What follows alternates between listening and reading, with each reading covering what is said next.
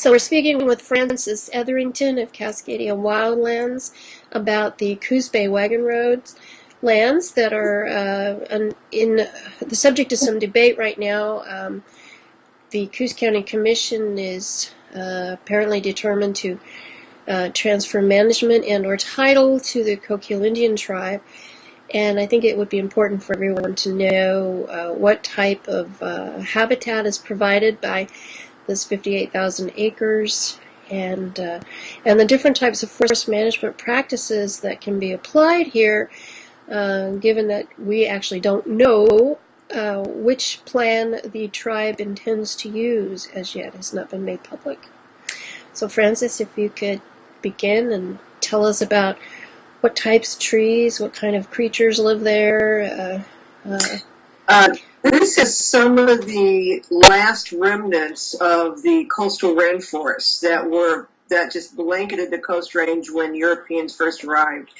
And any remnants of those forests are on BLM lands. The BLM lands, as you might notice by looking at a map, they're a checkerboard formation, 1 square mile BLM, 1 square mile industrial private land.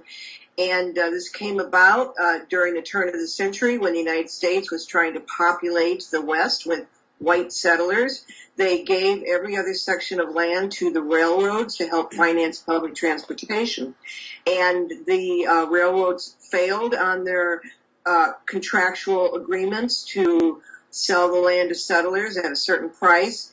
And so the lands got revested back to the United States government. That's why, and they got brought back before the BLM was in existence, but eventually the BLM took over management of these lands. That's why, luckily, we have at least every other section of land managed publicly for the public good and the public benefit by the federal government instead of private industrial forest lands. The difference between the private industrial forest lands and the BLM lands, the management is just a world apart.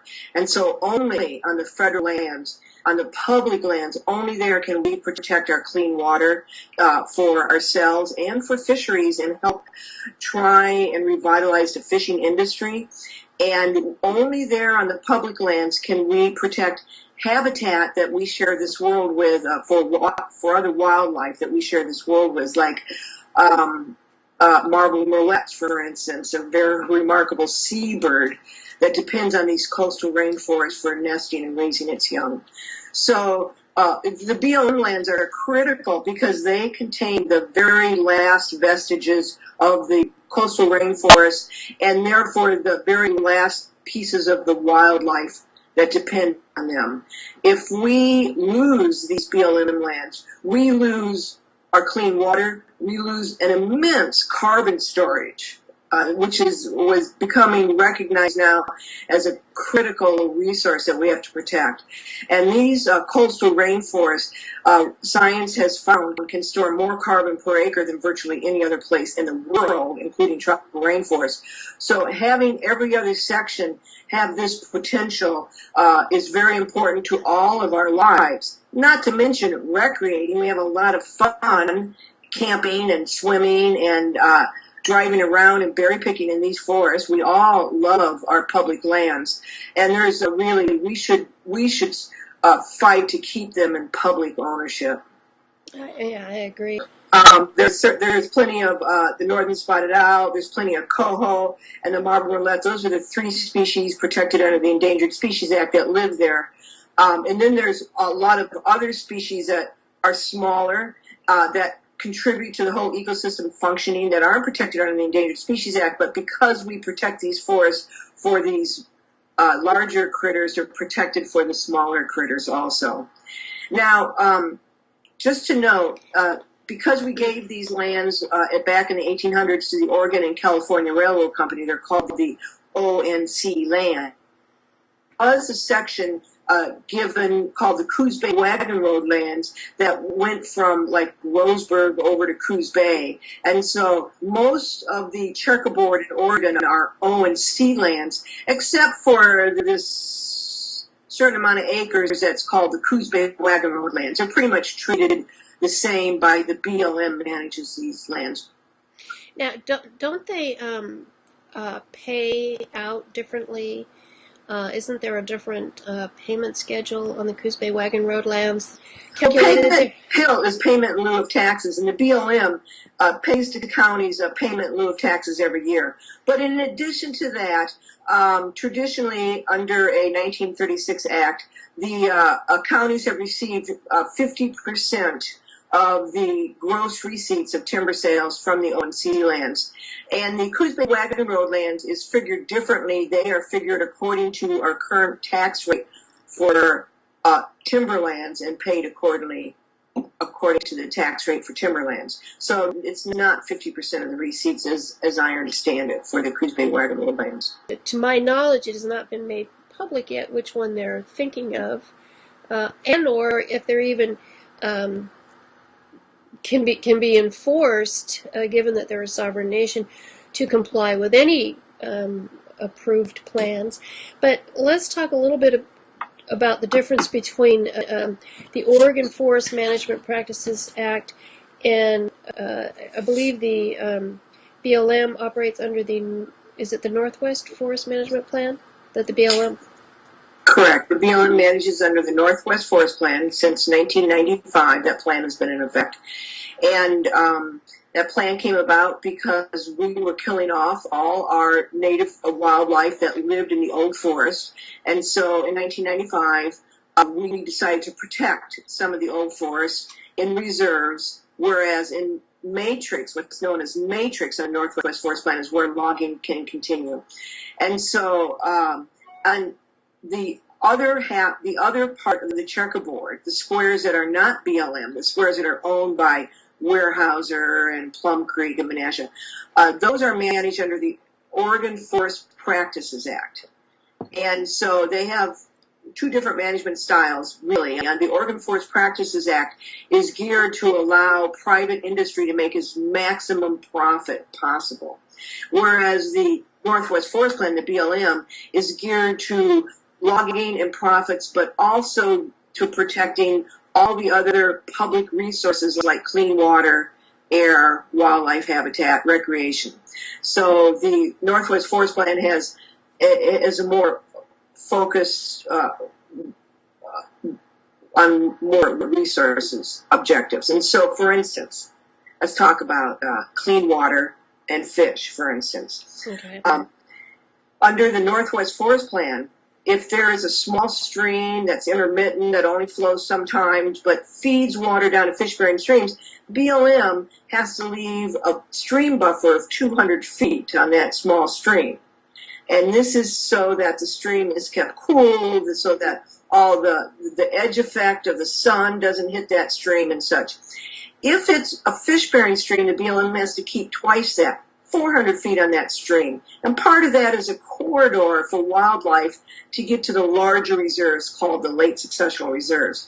So for the BLM managed lands, it's either 400 feet buffer on a fish-bearing stream or a 200-foot buffer on a non-fish-bearing stream. The Oregon Forest Practices Act has a 25-foot no-cut buffer on fish-bearing streams, right? 25-foot versus 400 feet. Right. And on the small streams, the Oregon Forest Practices Act allows clear cutting and herbicide spraying right over these small intermittent streams, as opposed to the 200 feet on BLM land. So the BLM really tries to protect the entire watershed functions. Peak flow increases from rains on the ground, hitting the streams and such.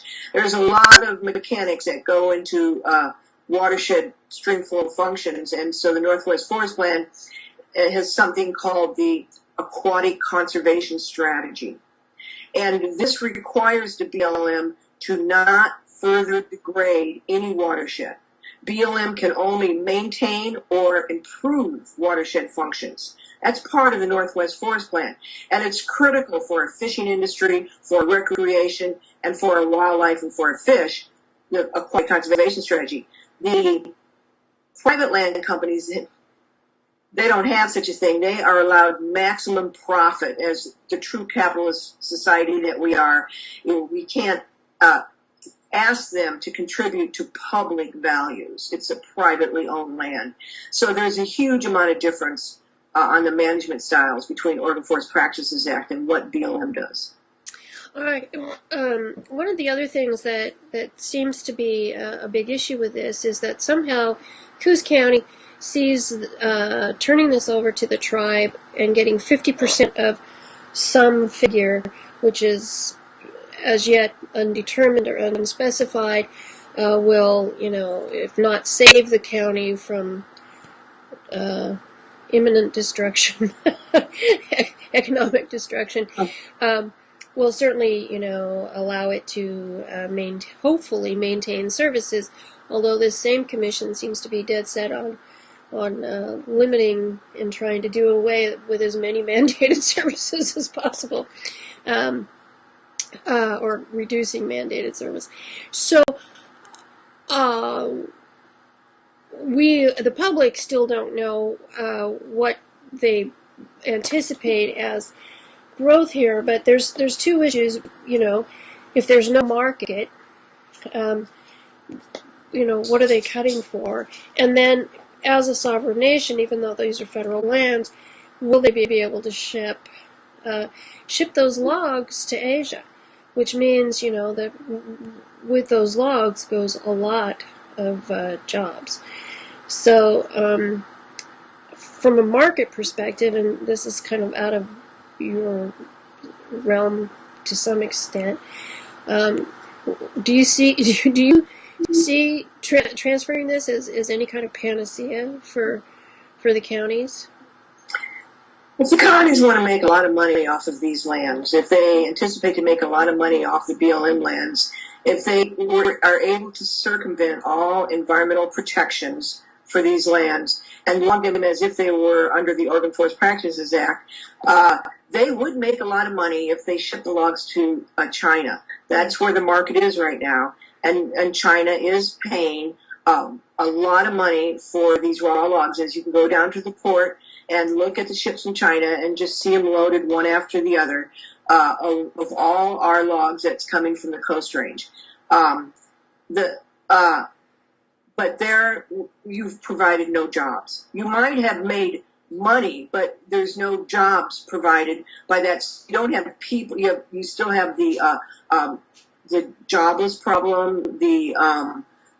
There's no money for people to spend and support their local stores and local businesses, and so there's no money flowing through the local economy. The county might be able to put quick profit in their pocket, but that's only assuming that they can just totally denude these lands as quick as possible. And then what would we lose? What kind of recreation facilities would we lose? What kind of fisheries would we lose by getting that short-term, quick Asian profit from this? The trees are gone, they're replaced by a tree plantation. And so that's their word of sustainable, is to eliminate all the native and original old-growth forests and replace them with a tree plantation. And then they can grow and cut and grow and cut according to a sustainable formula. So there'll always be trees there to cut. I mean, that's sort of not the point, but they won't have the old-growth ecosystem. I mean, it would be a shame for our children not to be able to walk through an original rainforest, and see these beautiful forests that we've been given by at our birth here to sell them off in our lifetime. These forests that are hundreds and centuries old, for us to decide that our children won't be able to see those because we want the money now. If I could just give a couple other differences between the Oregon Forest Practices Act and what BLM does. Okay. Our private industrial forest lands spray a lot of herbicides, and they do it by aerial spraying. And this is coming under a great deal of suspicion of being transported throughout the watershed through the water and the air drifts, especially when it gets hot and it evaporates into the air and spreads around again. So BLM doesn't do that. They don't do aerial spraying of any herbicides. They do some herbicide applications site-specific to problem areas. But this huge broadcast aerial spraying of herbicides is so bad for our fisheries and for people who live in the area. There's a lot of people who live in these mountains.